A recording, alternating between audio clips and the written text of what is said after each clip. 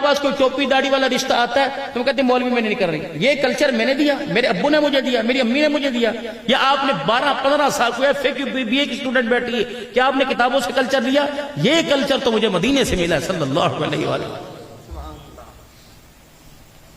किसी को फुटबॉलर की, किसी को हॉकी के प्लेयर की, किसी को क्रिकेट के प्लेयर की शख्सियत पसंद आई, उसने उसको कबूल। मुझे जनाब मोहम्मद मुस्तफा सल्लल्लाहु अलैहि वसल्लम पसंद आए, मैंने आपकी शख्सियत को जाहिरी तौर पर कबूल कर लिया, बाकी तौर पर अल्लाह जाने। तो ये दाढ़ी, ये कल्चर मुझे अल्लाह की कसम मुझे किसी ने नहीं दिया, मुझे तो हुजूर अलैहिस्सलाम के सदके अल्लाह के घर से तोहफा मिला।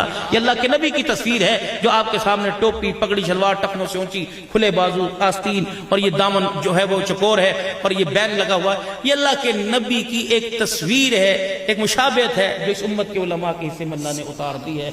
बताओ अगर ये बुरी है तो आप उलमा की, आप मौलविज्म की, आप दाढ़ी पगड़ी की तौहीन नहीं कर रहे, आप मदीने वाले की तौहीन कर रहे हो मेरे।